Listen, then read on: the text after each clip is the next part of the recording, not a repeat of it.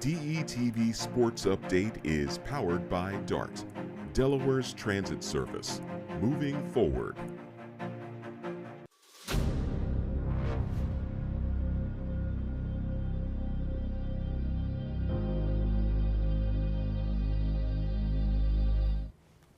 And welcome live inside DETV Sports.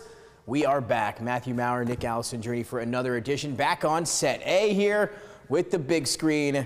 And it's like Matthew's Christmas. Here we are. It's NBA Draft Week. We are officially 2 days away, Matthew, of the 2025 NBA Draft. Yeah. A cumulative year of work for you here, all coming to a conclusion this week.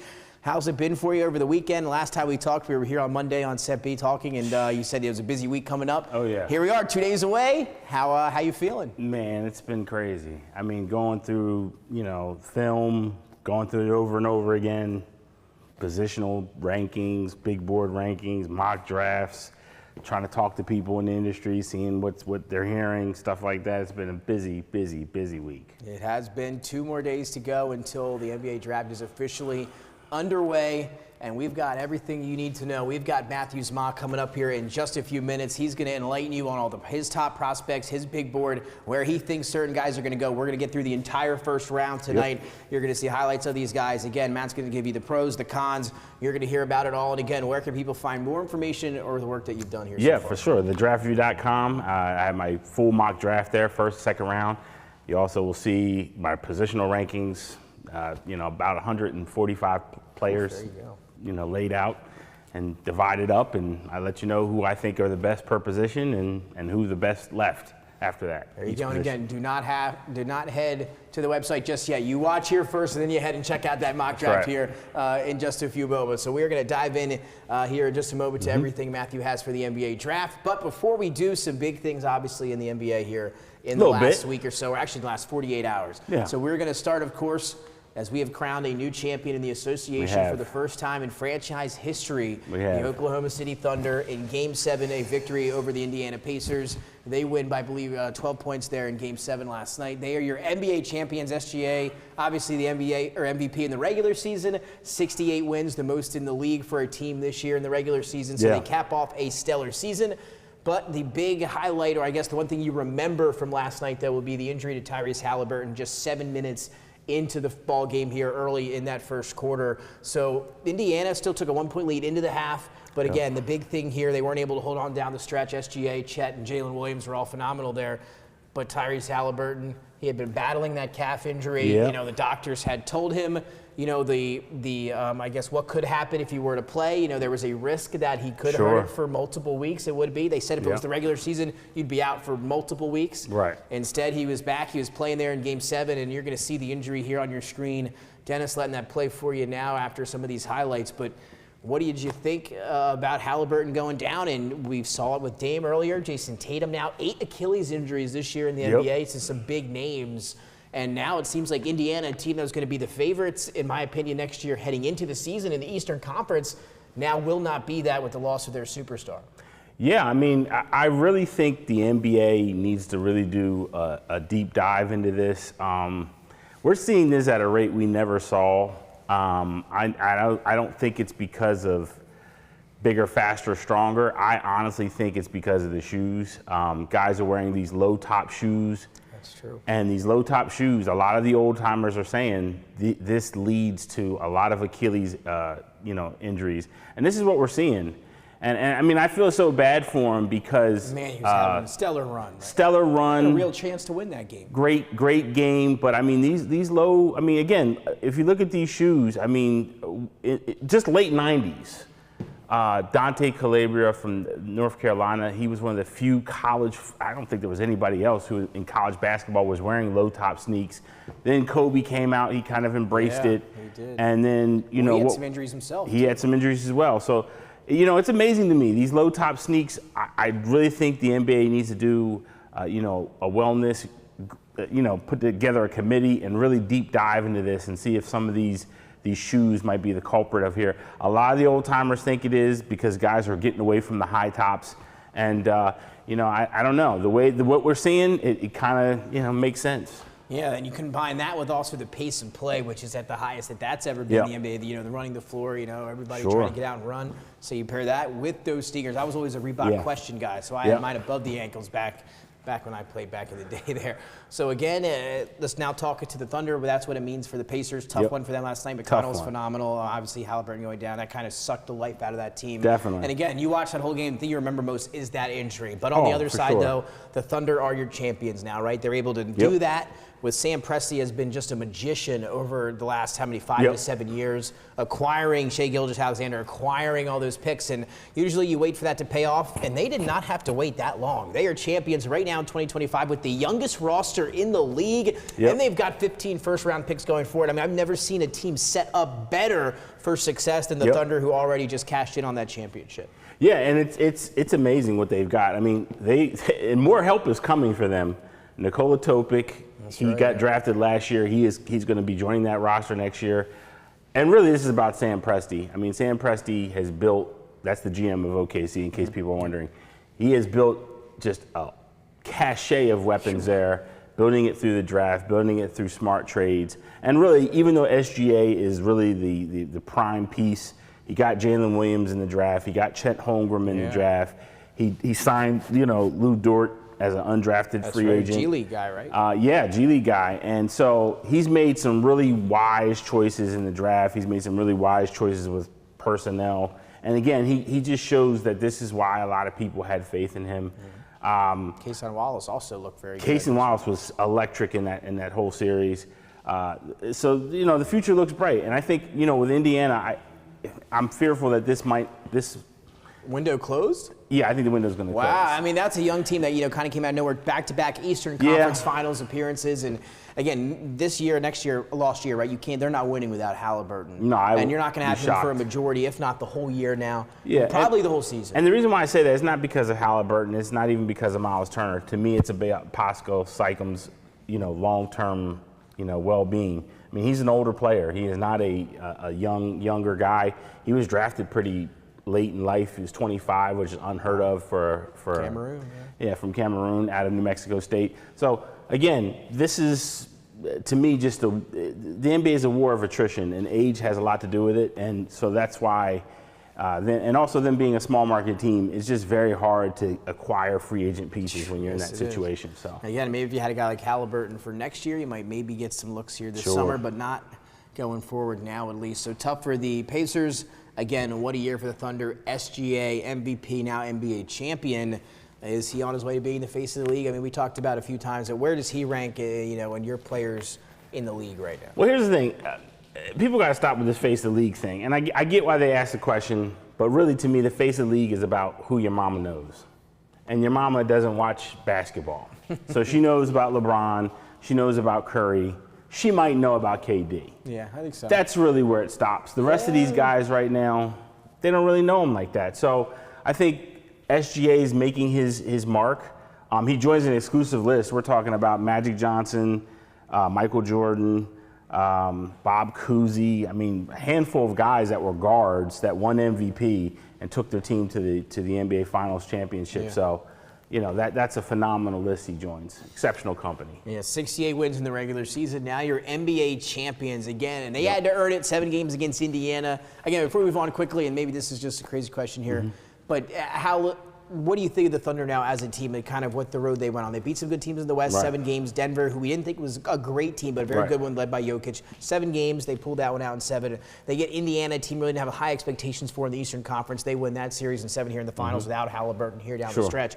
How good do you think the Thunder are realistically here now? Like, do you think the pathway there helped out a little bit, or do you think they're going to be able to do this a dynasty is here? I think they get the beginning stages of a dynasty. I mean, if Jalen Williams continues, Nikola Topic takes a step forward, Chet Holmgren takes a step forward, you got some problems there going forward. So, again, I really like the pieces they got. Now, I will say this. Because of what we're seeing with the NBA championships, I think what we're seeing more than anything is you got to have a deep bench. You got to go about 8 guys in. Both of these teams had that. Both of them teams had it. And I think really that's the big – I don't think it's about the big 3 anymore. I think it's about the big 8 or 9. Yeah, if you can get 8 guys on your roster that can play, you got a good chance for success. And I think that's what we're seeing in the league. New CBA, right? It's official, right? We talk about the CBA and the second apron, and it's about depth now. Yep. And we're seeing that here with these two teams. Obviously, the Thunder, probably the best depth in the entire league. We saw that in the regular season. And then the Pacers had 8 guys average double figures in the finals. Absolutely. So that is the definition of depth. Yep. And both of those teams there with the championship appearances, Thunder, they take home the Larry O'Brien trophy. Quickly now, before we get into Matthew's mock draft, Kevin Durant has a new home. We sat here last week and we talked about where he might end up. It's official.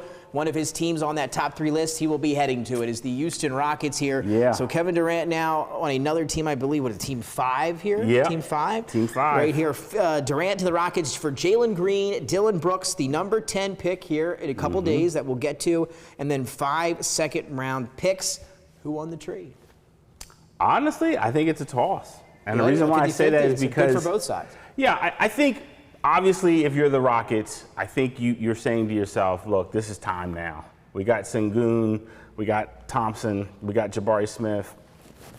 We have what they believe is the right coach. So they feel that they have the guys that they can start to push. And I think for a lot of these teams, with the lack of the big 3 mentality in this NBA, I think a lot of these teams are making pushes to be more competitive because now they know they don't have to get a 3rd guy. They just need a couple main guys, and then they fill that roster with talent. So I think that's what the Rockets are doing. They know that the window is now. I think that's what they're pushing for. On the flip side, the Phoenix Suns, listen, ever since they've had new management come in, Matt Abisha, it's been bad. Has been good. Has not been good. And there's a lot of excitement when he got there. I'm going to spend all this money. I'm going to go make these moves. We're going to bring in big names.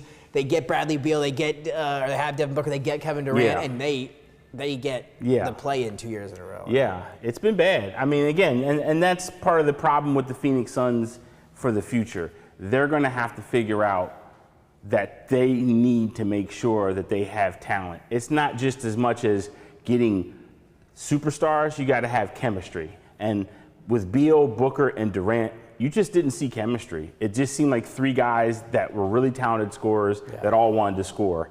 And when you have that kind of a situation, I just think it just creates a disharmonized team, and I think that's a lot of times what we saw with the Phoenix Suns. Oh, it was brutal. I did not anticipate it going that poorly. That is for sure the way that they did the last 2 years. I mean, with that much talent, no excuse to be where they were 2 years in the regular season. And again, just to shout you out again, we sat here at the desk when that trade happened, and I don't think you guys liked when they got Bradley Beal. No expectation for you guys then. I think I had a little bit higher expectations there, but you guys were right. Nothing to show for it there. Nothing. Out in Phoenix. But again, I think I'm with you there. I like it. It might be a lot to give up, but like you said, they just signed Ime Udoka to be one of the highest paid coaches in the league over the weekend.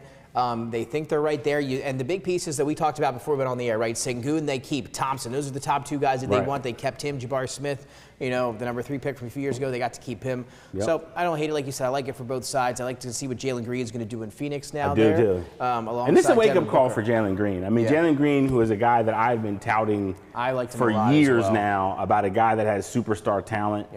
It's time. He's got to take his step forward. If he doesn't take his step forward, and I say this respectfully, he'll be a Jimmy Jackson type of player where he'll just keep being traded because he's got just enough talent that another team will like him, but not enough talent that a team will keep him. And that's the problem with Jalen Green. He's got to take the best step forward right now.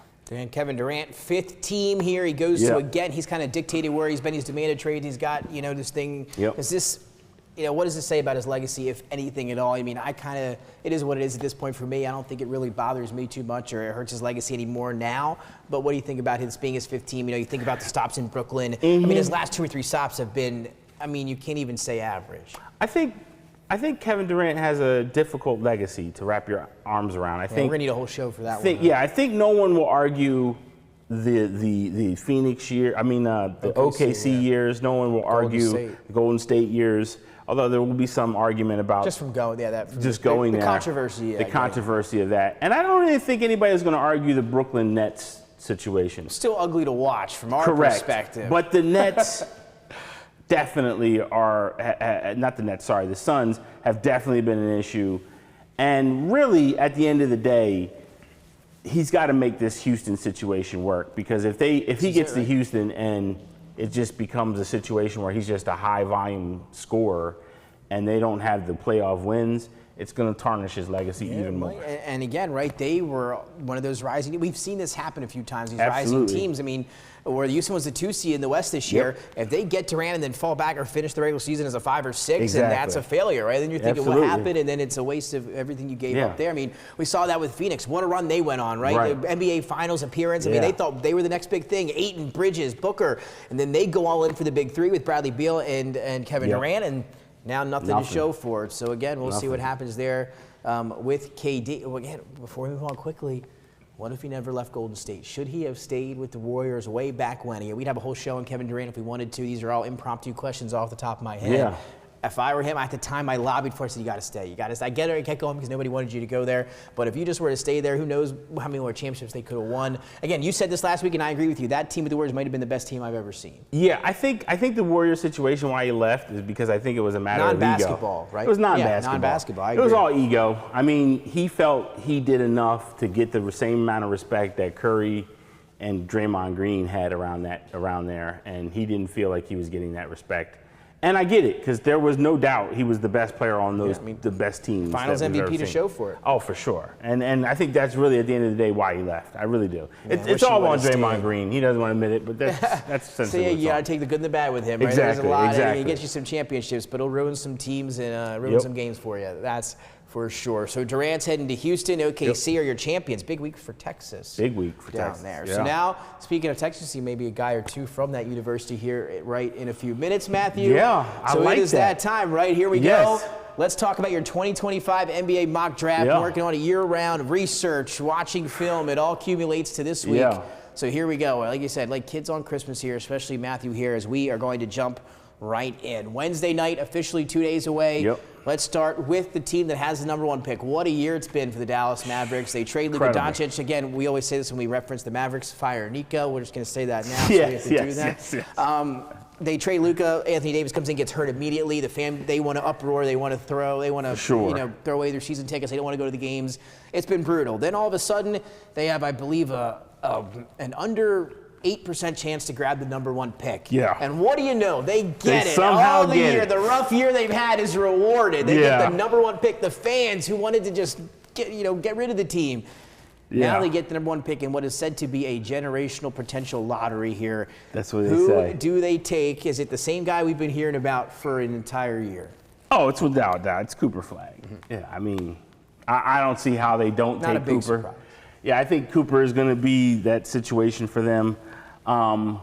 Listen, he's not going to be Doncic, but he's definitely going to be a guy that I think within due time, he has an unbelievable motor, and he's a kid that if he can't beat you by skill, he'll beat you by will. And as you see right here in these clips, I mean, he really impresses himself on the defense. Constant pressure kid, doesn't back down from anybody. And listen, I mean, this has been his way since the sophomore year. And he's obviously, I'm a big fan of him. I think he's the right pick for them. And all year long, he's been the best player in the nation, in my eyes.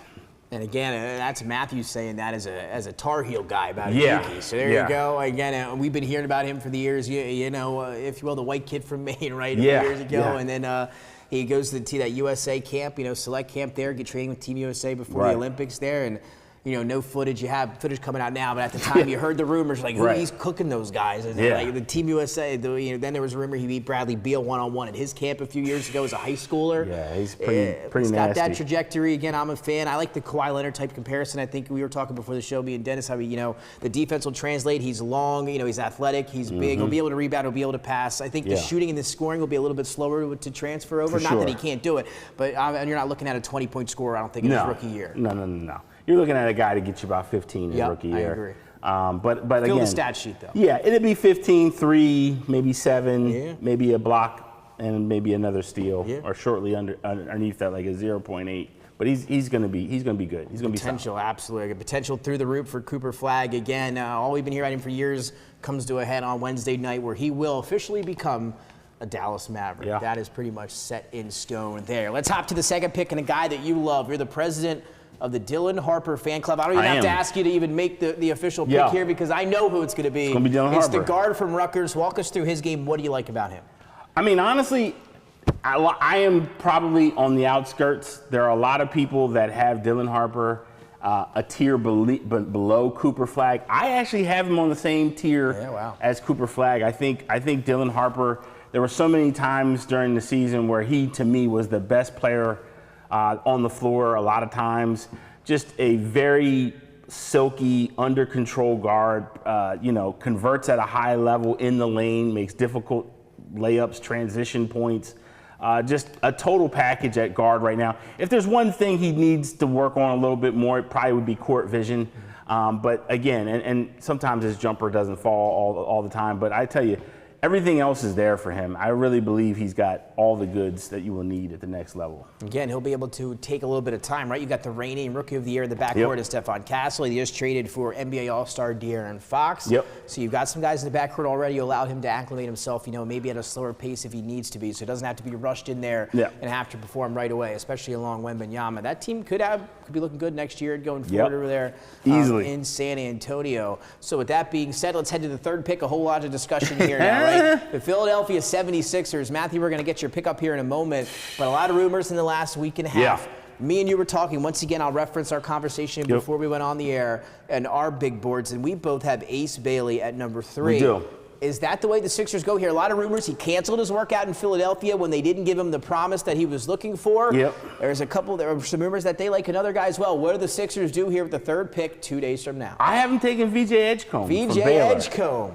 And to me, I know my mock draft is a reflection on what I think teams will do. Absolutely right. Occasionally, I will input my bias into it.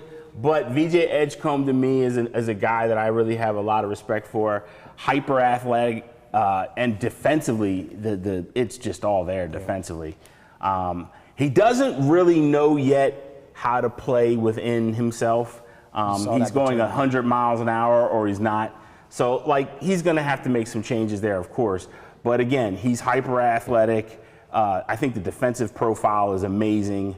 And I think really that's one of the things that very few people talk about. Defensively, he blocks shots, he intercepts passes in the lane, he's always active, and finishing at the rim, it's nothing for him.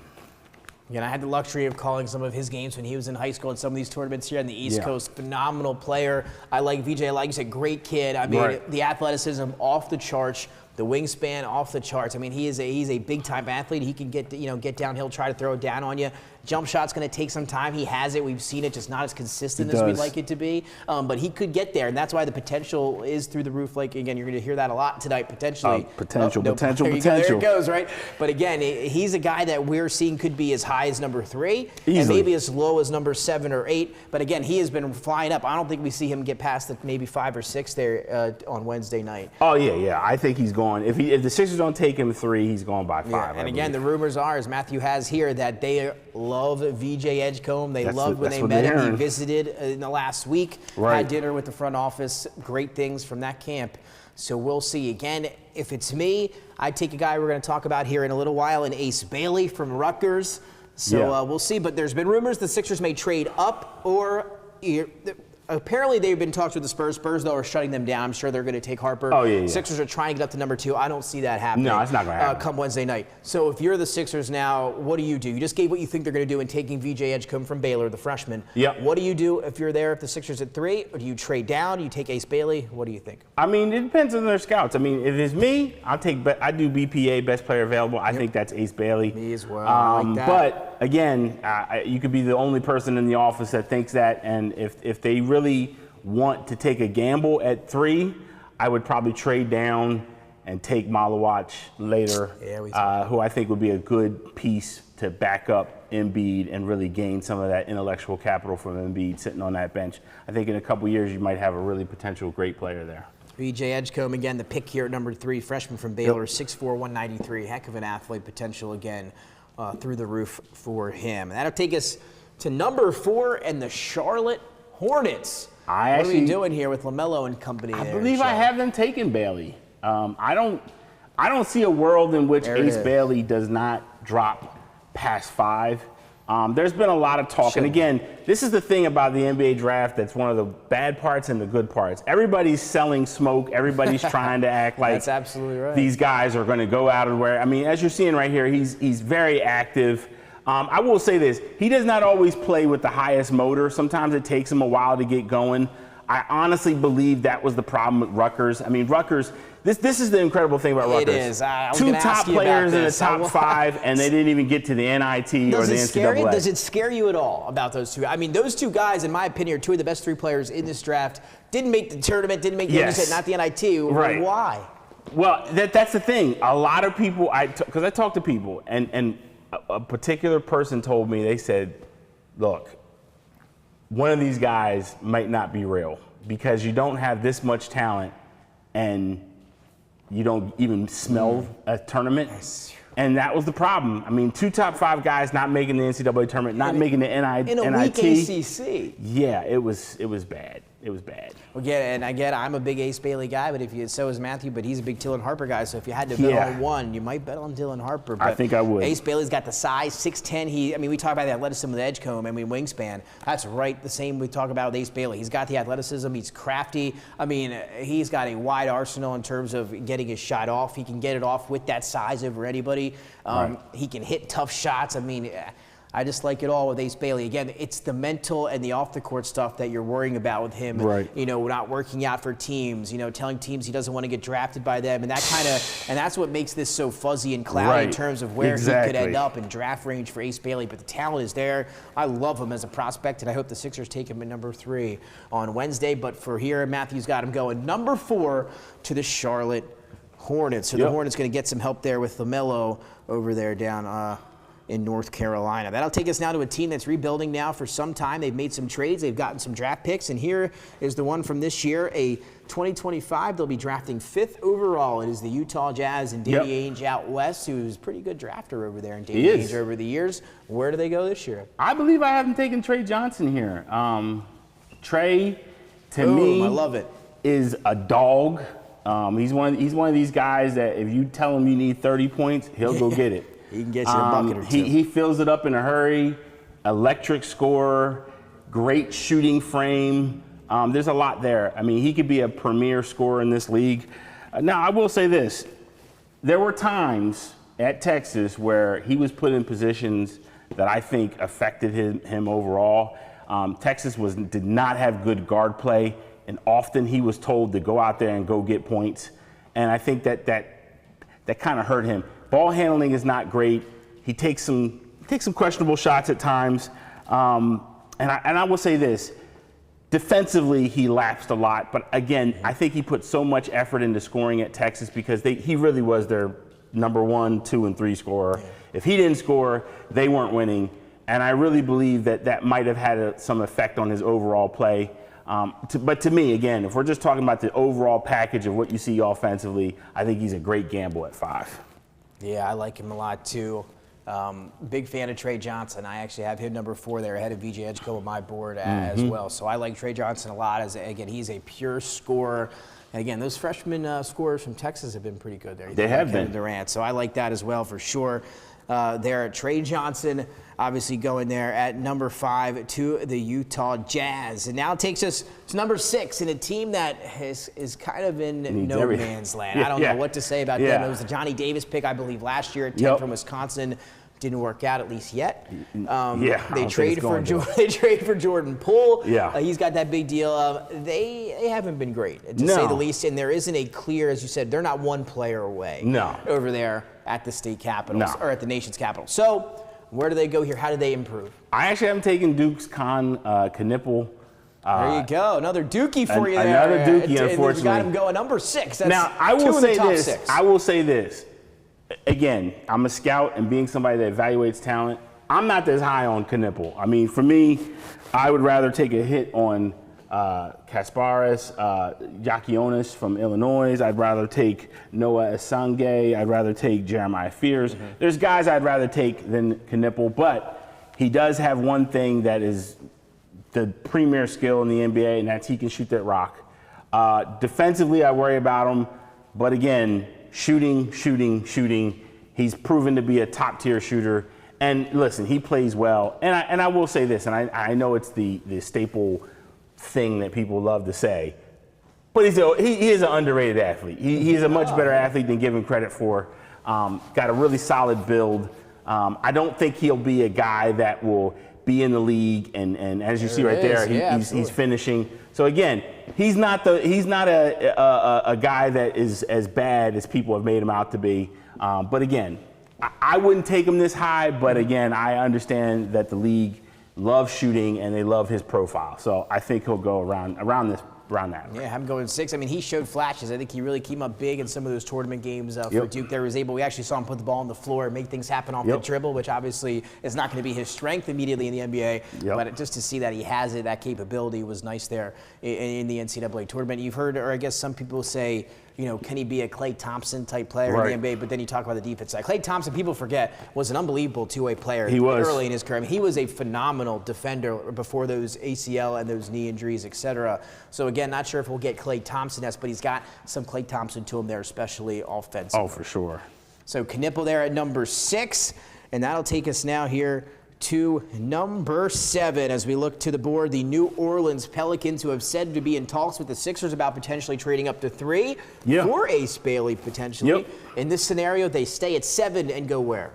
I'm going Malawatch here. Came in Malawatch, another Dookie. Again, 3 of the top 7 for you. It's crazy. The fact that there's this much talent on Duke and they didn't even get to the championship game is incredible to me. But Malawatch is a guy that has caught fire with teams. A lot of people feel that he didn't play his best basketball at Duke, that he just fit a role. Offensively, he's shown some things that I think intrigue teams. I think there's a lot of thought that he hasn't even touched the surface of his potential yet. Obviously, you see the ability to play defensively. He's an athlete, and honestly, he's got a really good-looking shooting form. So there are so many things about him that he has yet to unlock at the college level, and I really think that's why he's going this high. Well, and again, you think about it, some people said a lot of those same things about a Joel Embiid coming out of Kansas. Yeah. Does he have that kind of potential? Will we see that? Does he have that kind of skill behind the scenes, obviously, that he didn't showcase? He do putting the ball on the floor. You talked about the jump shot. Yeah. I mean, we saw him hit some open jumpers there, and they left him open in tournaments, some big games.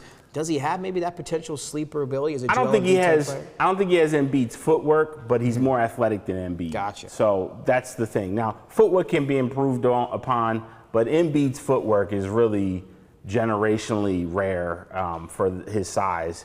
So again, you were talking about a handful of guys that have Embiid's footwork. Yeah. So I like the pick.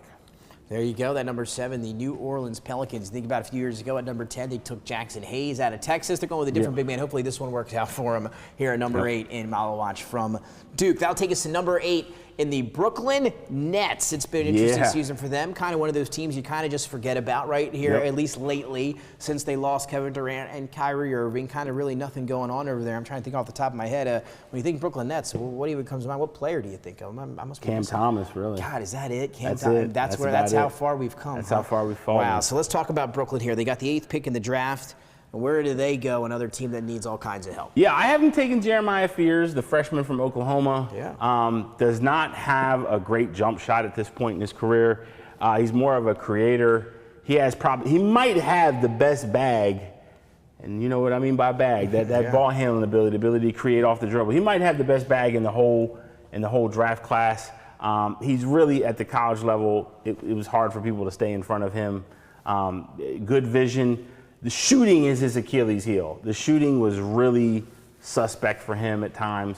So obviously that's going to be something of the reason why he's fallen this far. Gotta be able to but shoot if he can get that jump shot going, he's got a really chance to be a real gem for Brooklyn right now. People said the same thing about Shai Gilgeous-Alexander coming out of Kentucky. Yep. And he became a mid-range assassin, can step back, Definitely capable did. of hitting the 3. He's NBA champion and an MVP now. So again, think about that. I've seen Jeremiah Fears go as high as 4 or 5 as well here this year. So another guy with a wide range of possibilities. The guard there from Oklahoma. Matthew has him slated number 8 here to the Brooklyn Nets. That'd be a good pick for him here this year. That takes us to a team now, number 9 in the Toronto Raptors. Another team, think about Grady Dick, had better year this year there. They drafted Jacoby Walter out of Baylor last year. You know, it's a little bit of signs of life there. But another team that needs all kinds of help. Here they are, number 9. Where do they go?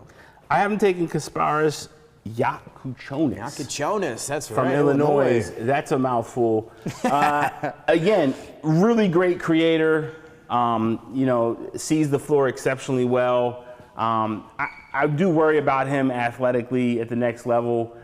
Decision making at times gets a little sketchy, but in terms of creating off the dribble and getting separation, he does a great job on changing the speeds of his dribble to get by guys, knowing he doesn't have a natural first step, so he uses, you know, hesitation moves to get by guys. So I really like him. Again, if this is my board, I'd have him up a little bit higher over Con Knipple, but again, I really like him at 9. There you go. Again, Yakuchonis, nice tournament as well for Illinois. A few wins there. Great regular season there out of the Big Ten, and your 9th overall pick. That takes us now to number 10, a team that just received this pick hours ago. It will become official in a trade on July 6th.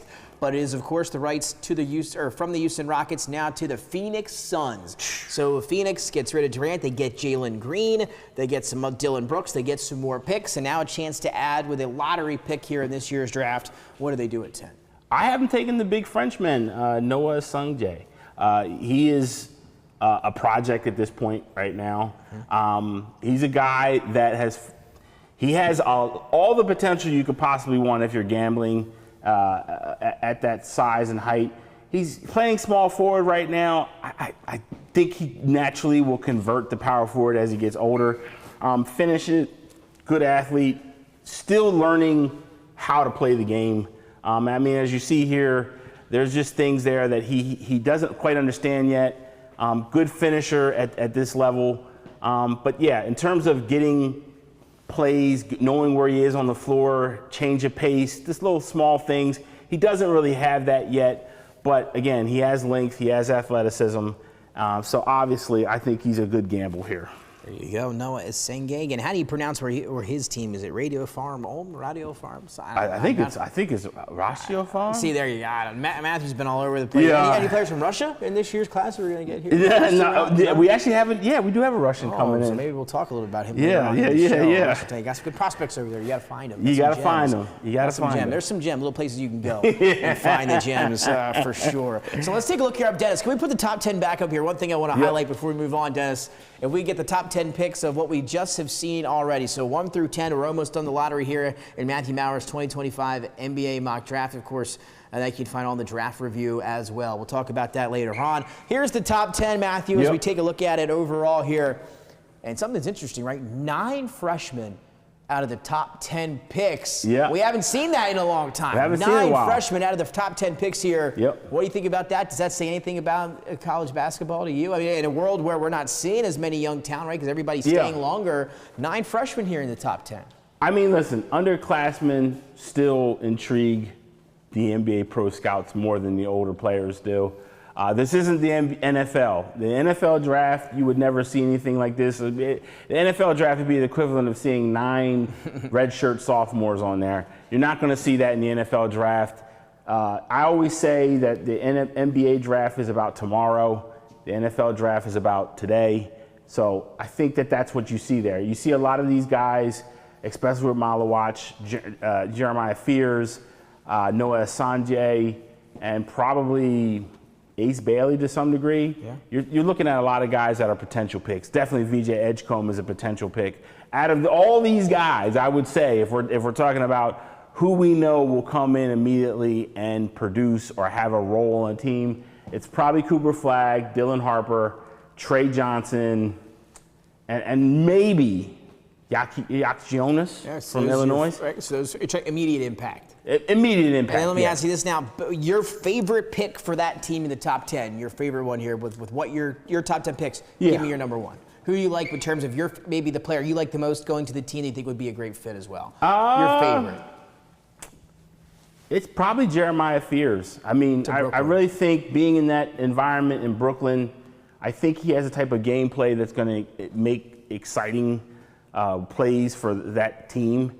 And he's in a culture and organization that really embraces one-on-one play. And that's where he's really a master at right now. I don't think he's going to get dinged as much for not being able to shoot. They already have a shooter called Cam Thomas. So I think he's going to be a really good fit for them. And I think he's going to earn a lot of love from that crowd who embraces that kind of one-on-one freelance style of game. So I really think he's going to be a really good pick for them. There you have it. Top 10 here. Matthew Maurer's 2025 NBA mock draft. Let's continue with the lottery here to pick 11. And the Portland Trail Blazers, again, able to trade Dame a few years ago, get some stuff back. Here they are sitting at pick 11 after the record this year in the regular season.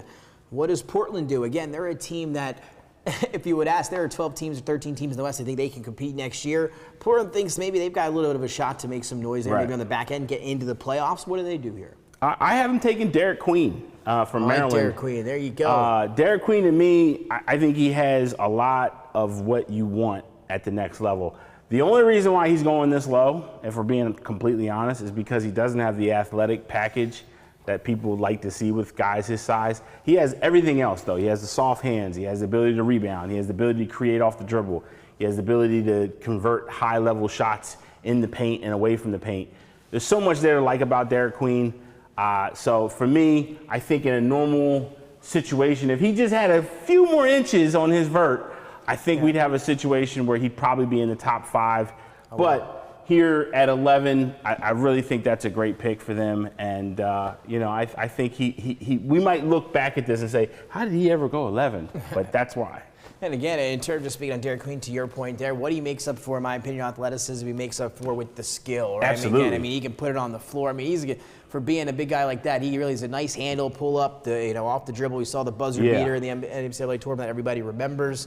Again, he's got a chance to be a special player there, the freshman from Maryland. Now, I will say this. A lot of people are projecting him at center. I don't project him at center. I think he's a guy that really fits better for the power forward position. Yeah, I agree. So, it's going to be interesting to see what the NBA enjoys with him if they put him at that post. He's listed as a center right now. He is listed as a center by a lot of people. I have him as a power forward. To me, most centers in the NBA, you have to either be a rim runner where you're catching lobs all day, or you have these amazing one-on-one skills like a Jokic, like an Embiid. And Queen might have that. I don't know. But as of right now, I just see him more as a fit for power forward. Yeah, I agree with that. I do think he'd be great there on the 4 or at the 4. Let's head now to the 12th pick, staying in the lottery, Chicago Bulls. Things haven't been as necessarily great there as of late year. They are not at all. They are the lottery team. They the play-in team. They live in the play-in, and they almost live in the lottery as well, but they live in the play-in. They love it. They don't want to be bad enough to get a good draft pick, and they don't want to be good enough to make a run in the playoffs. It's kind of like it's NBA purgatory. It's where you do not want to be. No. Well, what do they do here? They got the 12th pick in this year's draft. I actually have them taking Carter Bryant from Arizona. All right. Now, a lot of people are going to look at Carter Bryant. You're going to see the 7 points a game, and you're going to say, why are we taking him this high? And really, he's another one of those guys that is getting tremendous value because of the perceived future potential that he has. Again, he's a very unpolished person right now, still very raw. The defensive upside is intriguing with him. He's very long. He takes up a lot of lane space. So there's things about him to like, especially with defensive versatility to shift between the 3 and the 4. But right now, you're drafting him based on, basically, if we're being honest, the potential and what he did at the high school career. Not even what he did in college, which is amazing when you think about it. But that's essentially what's happening here. Yeah, that happens sometimes. There you go. To the Bulls at number 12. Maybe they can find that guy. What do you think of Montas Buzelis, I guess, was from last year? Oh, yeah. What do you think about him? Yeah, you think he's got a chance there? Showed some flashes down the stretch. Yeah. I was a big Buzelis fan. Yeah. I think if there's anything that Buzelis has to do better, I think it's being more aggressive. Mm-hmm. A lot of times Buzelis he kind of coasts. That was a big problem for him with the G League Ignite. He just coasted a lot of times. It was not a force of nature. He has the athleticism to be a force, but he doesn't always apply it, which made it very frustrating to as a scout. Let's head now, pick 13. We are still in the lottery here, and this is the Atlanta Hawks via the Sacramento Kings. So the Hawks picking at 13. And again, to point out, we just had 2 more freshmen off the board. That's 10 out of the first 12, or 11 out of the first 12 guys being freshmen. Where do we go here? So speaking of Russians, we have Igor Demin from BYU here. And again, another team that got hot in the NCAA tournament. Obviously, you think about Mr. Tater Tot being their big guy. Mr. Saunders there was great, but he was, again, the freshman that was going to be the lottery pick coming in. Again, he has a very nice skill set there from BYU, who's got a lot of NIL money to go get those guys. Oh, yeah. Oh, yeah. I mean, he's really, if we're being honest, he's really the start of what BYU has cultivated. Yes. Getting Cannon Ketchens, who's in the same class as him. They got our guy now, too, Rob Wright. Rob Wright. They also got A.J. DeBansta, who's the #1 prospect coming out of college, although I think it's Darren Peterson. But nonetheless, A.J. DeBansta, if you have Darren Peterson #1, he's certainly #2. So, again, BYU is making huge strides with the NIL. It's helped them more than anything. And Demon is probably going to be the first, I want to say, first BYU lottery guy That's since. That's a good point, right? I can't even. Man, I want to say since. Is Jimmer in the lottery? It must be Jimmer. Jimmer. Right? Jimmer. Yeah, Jimmer Fredette.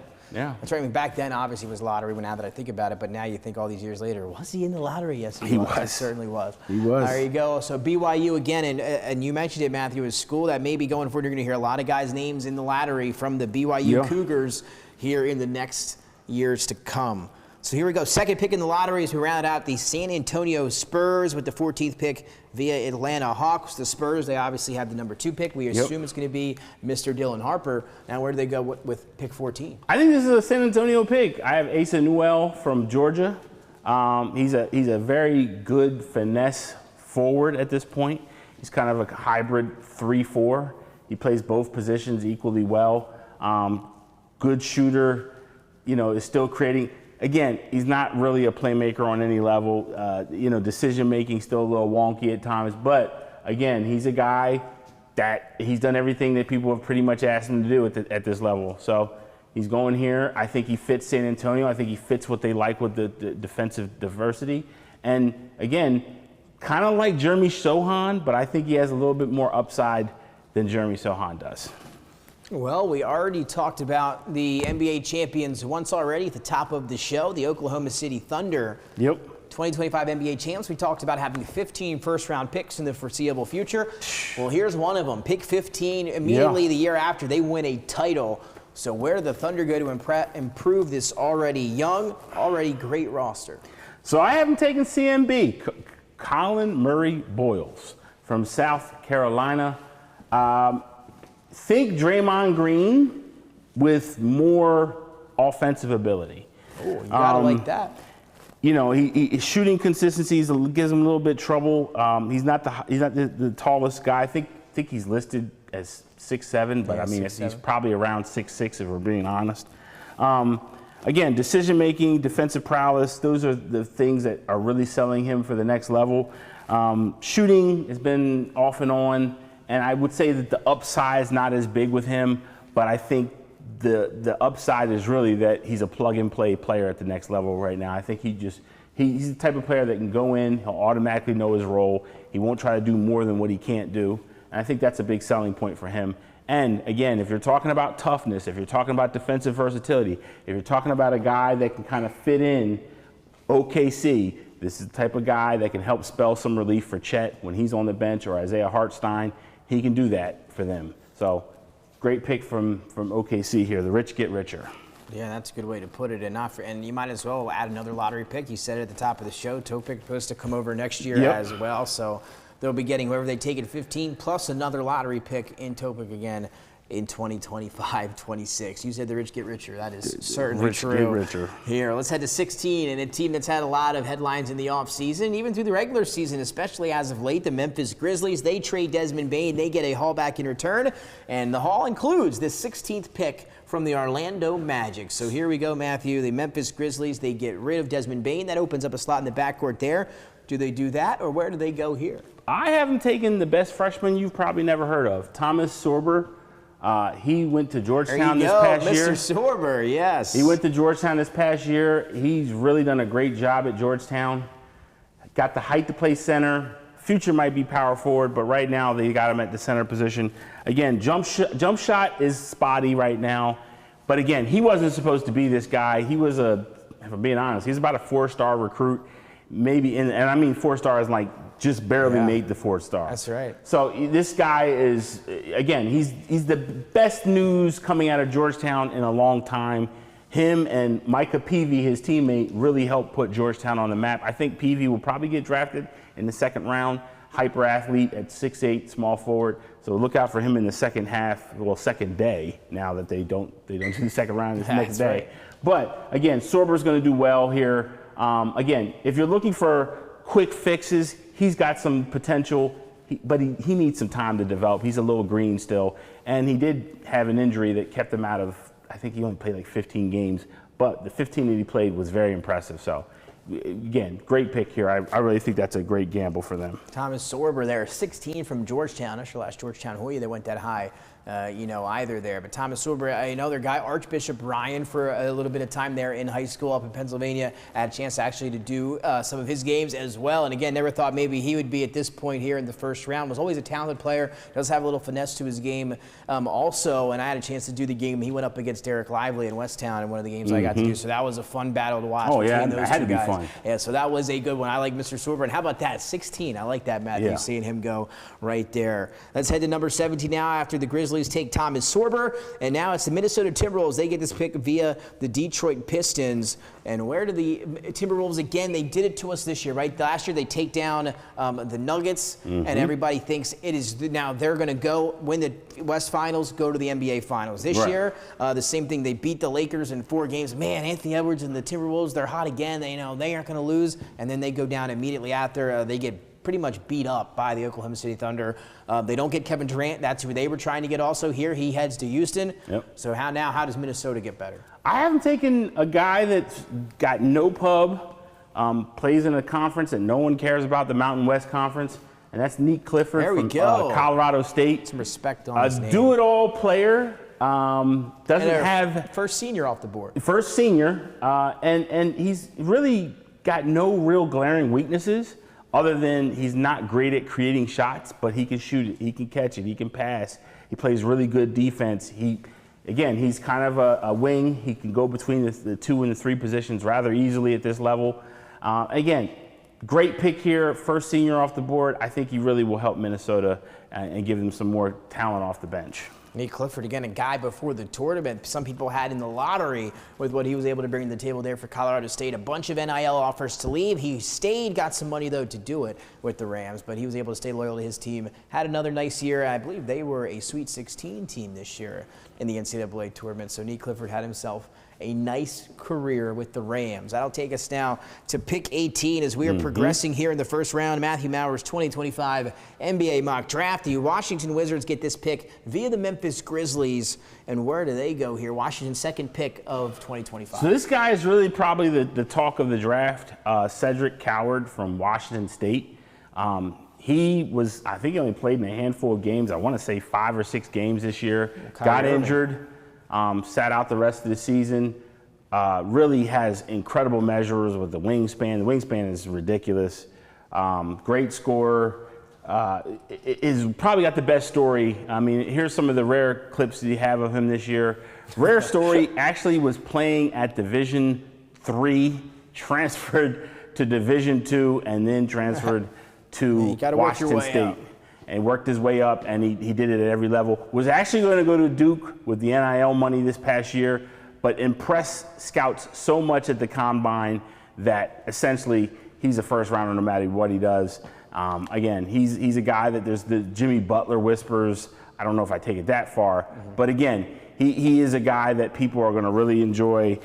Defense, shot making, athleticism, all good to go. If there's any weaknesses right now that I can see from Cedric, from what that I think will most impact him, is probably creating off the dribble and gaining full separation from guys. He doesn't really do that great yet. As you see a lot of this, what you'll see in a lot of his highlights are catch and shoot opportunities. Does great in those, but if you ask him to create off the dribble, that's when he gets a little shaky. There you go. Cedric Coward, big mystery here. He's going to be somebody to watch tomorrow on Wednesday night. He goes 18 to the Wizards. Takes us to another team in pick 19 that has their second pick now of the 2025 draft. The Brooklyn Nets, this one from Milwaukee. What do the Nets do with their second pick here after, I believe, getting Jeremiah Fears earlier here in your first round? I haven't taken a Frenchman, Nola Traore from over in France. Speed. That's the fastest thing you can think about when you watch him play, literally and physically, is speed. He plays at a very quick pace in the French league. Great passer, really good court vision.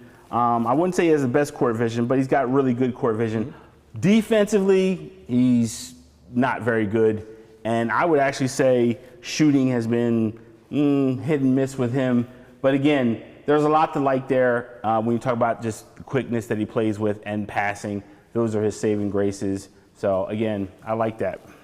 Nolan Traore there to the Nets to round out their first 2 picks of the 2025 NBA draft. We now get into the 20s here of the draft. And at number 20 sit the Miami Heat via the Golden State Warriors. So Miami, a team that's been very good at drafting no matter where they've been in the draft. Jaime Jaquez, guys like that here late in the first round. Here they are again at pick 20.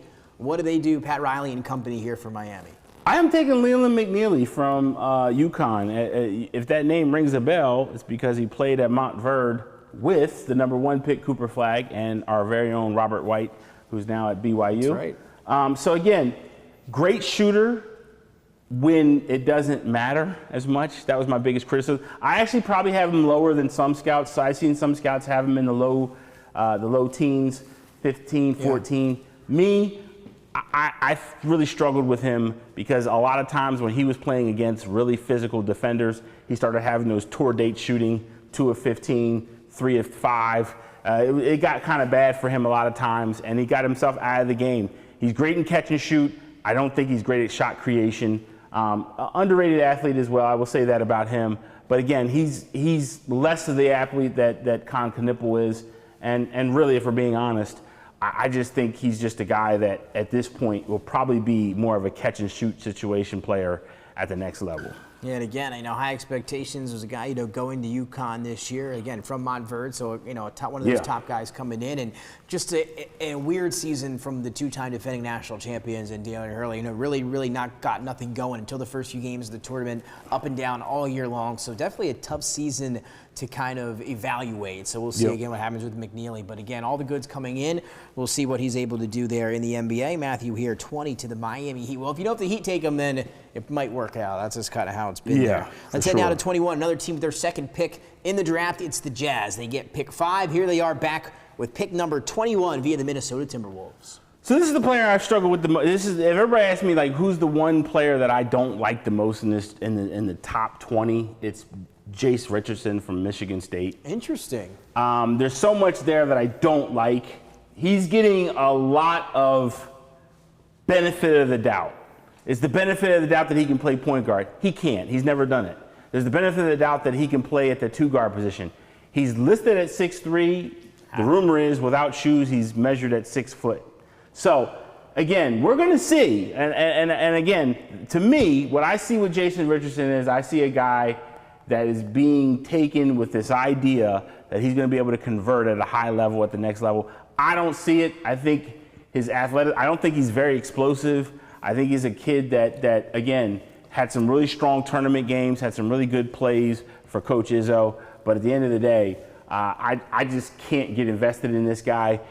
If Taj Pettiford was still in this draft and didn't go back to Auburn. Glad he did, though. I would absolutely take Taj Pettiford over him every day of the week and twice on Sundays. So, again, I don't have a big love for Jace Richardson. Well, you mentioned the height. The rumor was confirmed 6'1.5" without shoes on. So that's a big, that's a far way down from over 6'3". That was what he's listed at. Correct. So 6'1.5". Yeah. Not what you're looking for there with your measurements. No. Again, but he tried to boost it up there. But again, he's got the genes, right? Jason Richardson, his dad, phenomenal high flyer and great player there for the Golden State Warriors, et cetera.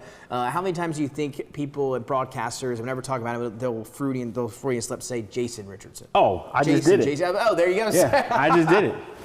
Well, there you go. It's going to happen a lot. But again, he's going to be a mystery. And you talked about he's getting the benefit of the doubt, and I think you're right. I think he's going to go earlier than this, and maybe I'm wrong. Probably are. I think he's going to get pushed up the board, whether that be rightfully or not. But I've been hearing talk of late lottery, and to me that's scary. I don't know how people are doing it. Yeah, we'll see what happens there. That's 21 to the Jazz. Here they get Jace Richardson. Let's head to 22. The Hawks, their second pick of the draft here. This one from the Lakers. Where do they go here for Atlanta? Atlanta, a team that was, again, a play-in team, 1-1 in the play-in this year. I have him probably for the second freshman you've probably never heard of, Will Riley from Illinois. He is a guy that, again, master of all, jack and trades, can do a little bit of everything. Great motor, consistency wavered at times, which is why I think he's fallen a little bit. I mean, there was some talk about him being a late lottery pick earlier in the season. Consistency, he didn't always play at the top of what people believe his game to be. So I like Will Riley as a late pick. So I'm okay with this. It's still a little bit rich for my blood for Will Riley, but again, I have to do what I think they're going to do, and I think he'll go pretty high, 22. There you go. That takes us to New Orleans Pelicans, their number 2 pick of this draft. Obviously, pick number 7 earlier. We'll see if they move up or down. They're rumored to be in talks with different teams. And here they are now at pick 23. This pick they get from Indiana. What do they do? So this is my guy. This is your guy of the draft? This is my guy. Besides Dylan Harper. Besides Dylan Harper, I would take this guy in the top 10. Wow. That's how high I am on him. And all the way at 23 here. That's Johan Berger from overseas. Incredible talent. Young. Grew up a soccer player. Did not play basketball, but for just 2 years. Athleticism, the length. I believe we have some film on him. We might, Dennis might see it there. Again, there's so much there to like about Johan. Runs the floor, blocks shots, athletic around the rim. Again, he's still learning how to play the game. He does not have any clue right now. He just sits there, finishes, and play every play. He basically, you can't contest him at the rim. He gets up so fast a lot of times. And really, to me, it's the defensive ability that I really like with him. He recovers very quick. He's like a lot of those soccer players that we see. He just finishes. And again, he's just out there playing. This guy doesn't know anything about basketball at this level yet. He's just so tall, so athletic, and so fluid of an athlete. Again, he's just a guy that I think, again, if you're going to take a chance on a big man, I think that's the big man you take a chance on. There you go, Matthew. You heard it first here from Matthew. I mean, look at that. I mean, he just blocked that guy's three-point shot from off the block. So, like, right there, that tells you how much floor he makes, how much space he takes up when he's running the floor. So, again, that's what I like about him. We'll see where he ends up on Wednesday night. And now to pick 24, we mentioned earlier the rich get richer here with the pick they had at 15. And here they are. This pick is one of the many they've gotten in the Paul George trade from the Los Angeles Clippers, including the MVP and NBA Finals MVP. And this is another one of my guys. Again, a guy that has been under the radar because of where he plays, and that's Rasheer Fleming from St. Joe's. Great player. Again, there's a lot there that people are complaining about. They complain about that he's not a sexy player. He just goes out there, runs the floor, finishes around the basket.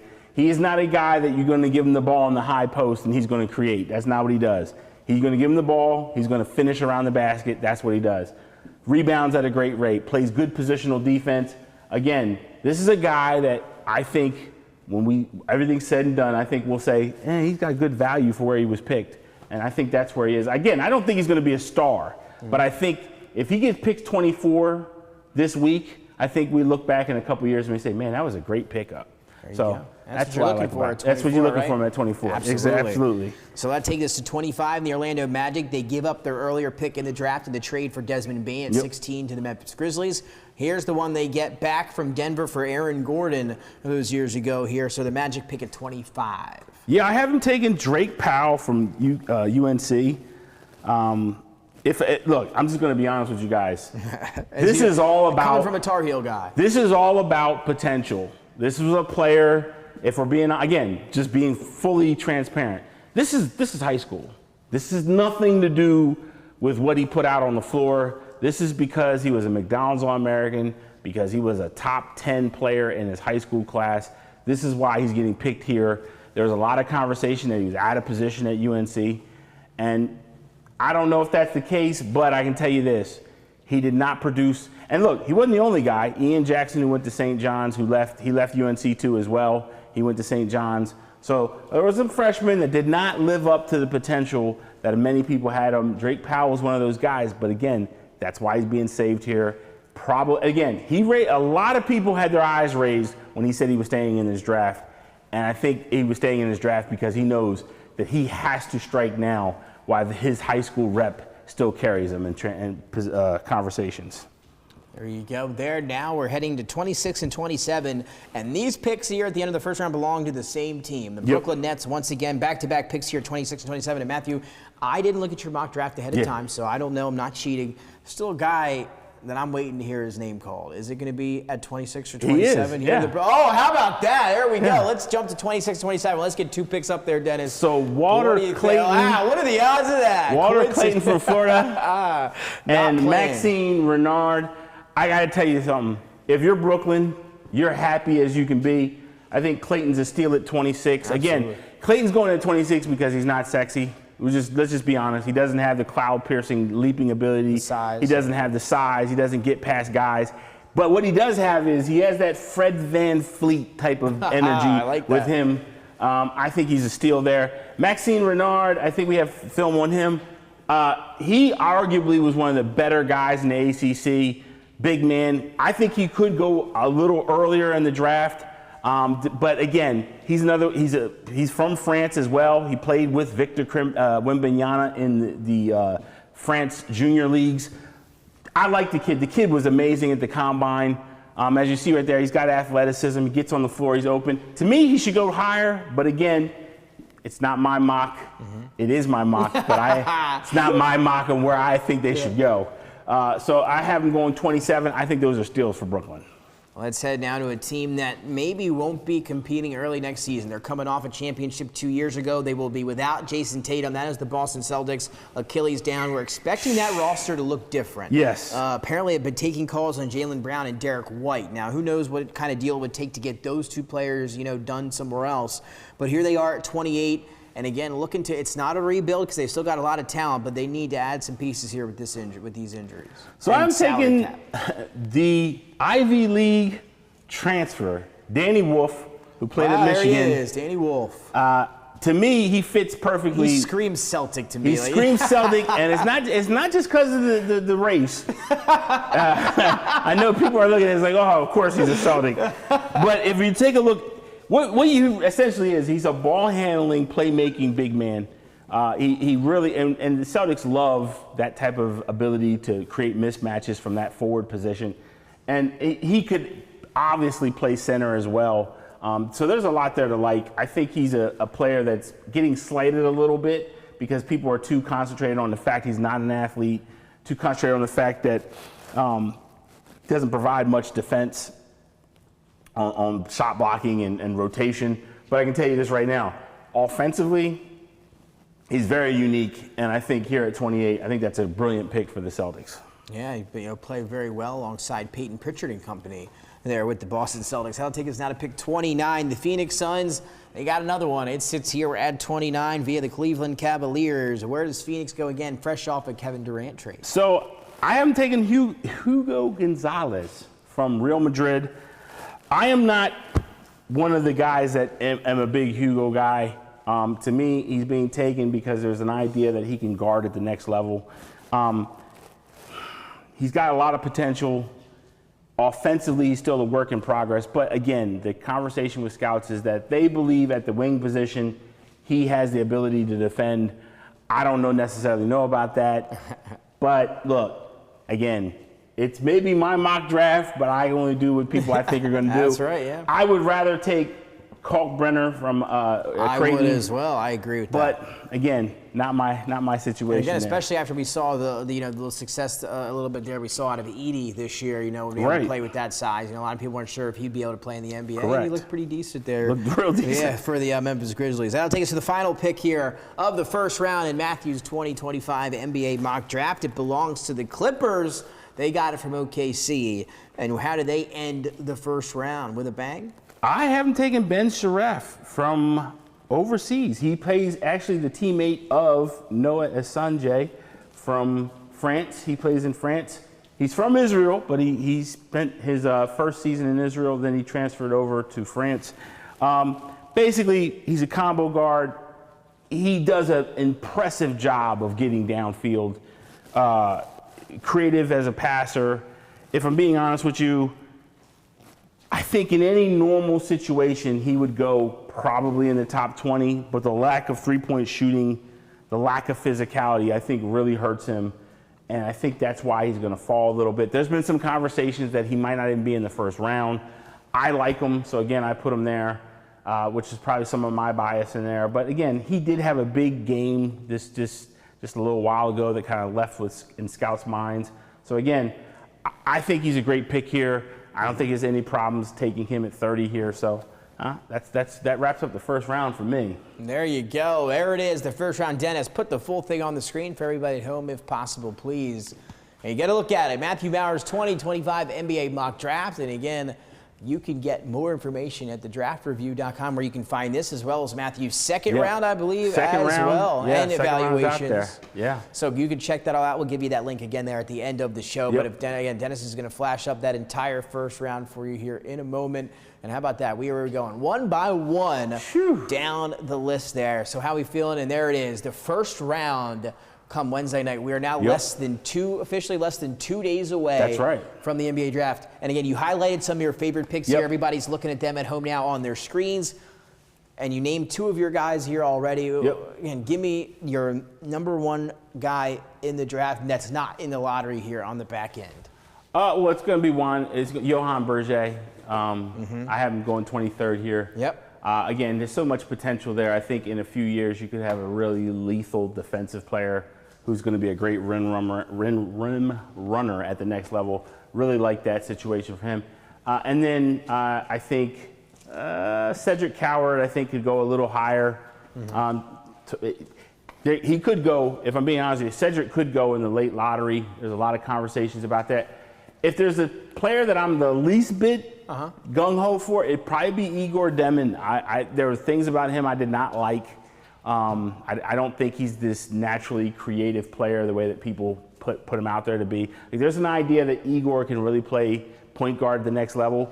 I think he has point guard skills. I don't know if he has the vision, and I don't know if he has the ability to get past people at the next level, because he really struggled with that in the tournament at times. So again, there's a lot of talent here. I think the glaring thing that will stand out to a lot of people, and you kind of pointed out, we have only 4 seniors that went in the first round. Only 4 seniors. And I don't think there's any sophomores. No sophomores. So 4 seniors, 1 junior, and the rest are freshmen or international players. 2 juniors. And that's it. Colin Murray Bowles. Thank you. Yes, that's the sophomore. There you have it, Dennis. There you go. The voice from up above. The voice always from up able above. to help us up there. So there is your first round. Again, Matthew, not high on the rush-in. Igor Dem, you got to be careful with that. I got to definitely be careful with that. So watch that there. But let's head to round out the show. Matthew, phenomenal job as always. Again, you can catch more at thedraftreview.com. But how do we end tonight, Dennis, with a trivia question on a Monday evening? Hopefully it's draft related for the NBA due to the theme. That way Matthew can dominate it. But we'll find out here in a second. I doubt he'll throw that our way. He's so going to Dennis, jam me. He's going to what jam do we me. got? And if you can, put it on the screen behind us or on the TV. What do we got here? Your trivia question of the day as we round out our show on a Monday here, NBA Mock Draft Special. Again, 2 days away now from the NBA draft as Dennis prepares what he's got for us here as his trivia question. Here we go. Kevin Durant is one of only 2 players in NBA history to win 4 scoring titles and an MVP. Who was the other? 2 scoring titles, 4 scoring titles, and an MVP. So you're thinking scoring titles. Oh, Iverson's got how many scoring titles? He's got an MVP. How many scoring titles does he have? He's got, I think Iverson's got 2 scoring 2 or 3. titles. Okay, so what about we think Kobe now? What do you think about Kobe? Kobe's only got 1 MVP. Yeah, so that counts. How many scoring titles does he have? He has to have like 3. I mean, he was averaged up in the 30s a few times. Yeah. Melo never won the MVP. Did he? I don't think so. Yeah, Jordan's got like 7 scoring titles. NBA history, that's the thing. So NBA history. So maybe we're overthinking this. We're recency bias for me. We have to go back a little bit here. What do you think, everybody at home here? You'll catch the answer in a little bit, or actually in a moment, but you can think of, put your answers in the comments. If you've got one, maybe you'll win something special here. Who knows here at DETV? Well, Matthew, what are you thinking? We'll get one guess from each of us. I'm going to go Kobe. Yeah, I almost went with Kobe as well there. Give me Jordan then if we're going to play that game. Well, Jordan's got 7 scoring titles. Oh, it's 4. I thought he just meant, okay, 4 scoring titles. Jordan's got exactly. like My 7. bad. I thought we were talking. Okay, there we go. 4. Phew.